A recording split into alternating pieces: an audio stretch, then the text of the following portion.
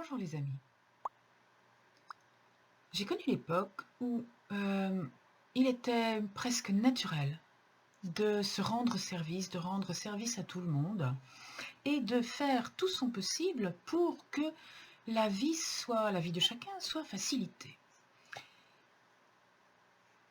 De nos jours, je remarque que la devise serait plutôt pourquoi faire simple quand on peut faire compliqué? Et ce faire compliqué, il passe, il est cautionné par des raisons de sécurité. Ce matin, je lisais un article où des parents dans une commune rurale ont une enfant qui va au collège. Ils habitent sur le bord d'une route et chaque matin, le bus scolaire passe devant chez eux. Mais au moment où le bus scolaire passe devant chez eux chaque matin et chaque soir d'ailleurs dans l'autre sens, le chauffeur du bus scolaire a fini sa tournée, entre guillemets. C'est-à-dire que la tournée de ce bus commence à 3,5 km de chez ces gens-là. C'est ce que je viens de lire.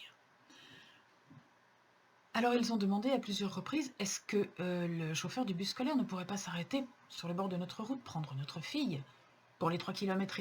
Ça nous éviterait, nous, de prendre la voiture et de faire chaque matin et chaque soir, soit 14 km par jour, complètement inutile pour polluer l'environnement, n'est-ce pas? Ça paraît logique, à une époque où on dit, essayez de faire autrement. Évidemment, ils pourraient y aller à pied, mais bon, 14 km à pied, de nos jours, ça paraît insurmontable. Et ça fait plusieurs fois que ces gens demandent, alors ils ont demandé à la commune, machin, enfin ça a suivi la voie hiérarchique, hein, tout bien. Et non, c'est pas possible, parce que pour pouvoir ramasser cet enfant, il faudrait construire un arrêt de bus, ce qui aurait un coût exorbitant, je ne sais pas quel type d'arrêt de bus ils veulent construire. Construire un arrêt de bus, faire vérifier par tout le monde que c'est sécure de faire monter l'enfant à cet endroit-là, rajouter cet arrêt de bus au circuit, parce qu'il ne fait pas partie du circuit, bien que le bus passe devant. Bref, ça fait je ne sais combien de temps qu'on refuse à ces gens-là de prendre leur enfant dans le bus scolaire le matin et le soir, de la ramener jusque devant chez elles. Alors que c'est très très simple. Sécurité. Le chauffeur ne peut pas prendre la responsabilité de prendre cet enfant dans son bus, chauffeur professionnel qui conduit toute la journée un bus scolaire, enfin qui est fait pour ça, ne peut pas prendre la responsabilité de faire 3,5 km sur une route de campagne à cet enfant, matin dans un sens et soir dans l'autre, à cause de la sécurité. De plus en plus, quand on demande un service à quelqu'un, alors avec les enfants, ça devient terrifiant. Avant, on se rendait service entre parents, on entassait un peu les enfants dans les voitures, on les attachait avec les ceintures, parce que ça fait un bon moment que c'est obligatoire. À mon époque, quand j'étais jeune, on s'entassait les uns sur les autres, on n'en est pas mort. Maintenant, les ceintures sont obligatoires, c'est parfait. Et maintenant, les sièges auto sont obligatoires. Alors, ce sont des sièges auto qui sont des bunkers. Et donc, effectivement, on met beaucoup moins d'enfants dans une voiture. Et quelquefois, pour revenir de l'école, il y a 1 km ou 1,5 km. Une maman pourrait dépanner, ramener un enfant. Non, il faut que l'enfant se tape 3 heures de garderie, parce qu'on ne peut pas le mettre pour 1 km dans la voiture, parce que c'est dangereux, parce qu'il y a la sécurité, parce qu'il faut un siège auto de type WZK, 865, hashtag zut, pour la sécurité. Alors du coup, le gamin, pour ne pas prendre la chance qui a la probabilité de se produire une fois sur 3 milliards, d'avoir un accident sur le kilomètre où on le ramènerait chez lui, il se tape 3 heures de garderie. Ok. Ça, c'est pour les enfants. Et puis alors après, il y a plein de choses pour les adultes. Dans le temps, les gens se donnaient des choses. Tiens, j'ai des poules, tu veux une douzaine d'œufs? Moi, je dis, bah non, parce que je te donne pas mes œufs, parce que mes poules, tu comprends, je suis pas marchand, je suis pas inscrit au registre du commerce, alors je fais pas les examens obligatoires. Si jamais j'ai des poules qui ont la salmonellose et que tu es malade, eh ben, tu vas me faire un procès. Vous allez chez le médecin, les médecins ne font plus ci, ne font plus ça, ne rendent plus tel ou tel service parce que il risque d'être attaqué en procès. Qu'est-ce qui a amené à tout ça? Récemment encore, une famille a fait un procès au président directeur général d'une grosse fabrique, une grosse marque de fabrique de saucisses industrielles, au demeurant, pour lesquelles je ne ferai pas de publicité, mais bon, parce qu'ils ont coupé les saucisses en rondelles, leur enfant s'est étouffé avec, le pauvre petit. Donc, ils ont fait un procès au président directeur général de la marque, parce qu'il n'était pas écrit sur le paquet, la marque est considérée comme responsable de la mort de l'enfant, parce qu'il n'est pas écrit sur le paquet que les saucisses coupées en rondelles peuvent étouffer les enfants.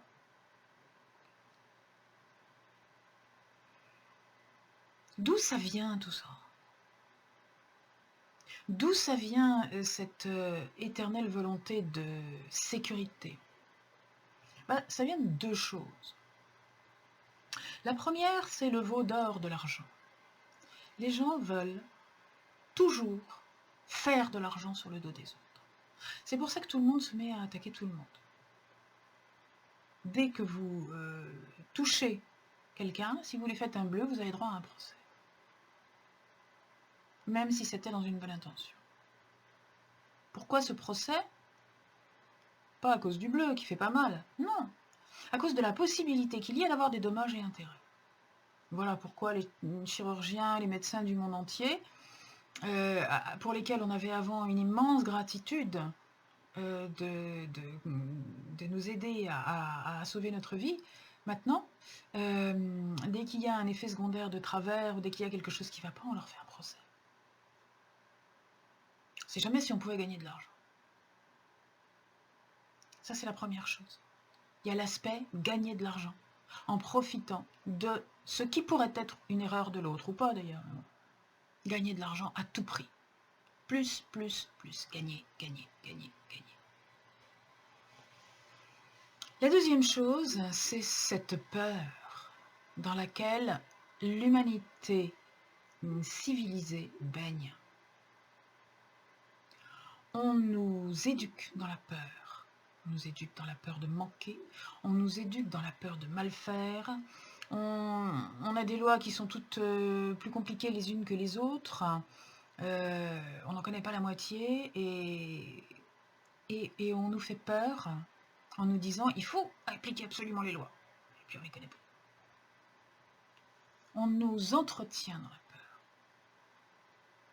Parce que les gens qui sont dans la peur sont plus faciles à manipuler, il n'y a pas de secret. Et donc cette peur, elle ronge tout le monde. Mais on ne va pas aller se promener quand il fait froid, hein, parce qu'on risque de s'enrhumer. On ne va pas aller à tel endroit parce qu'on risque d'attraper une maladie. On ne va pas aller à la piscine parce qu'on risque de se noyer.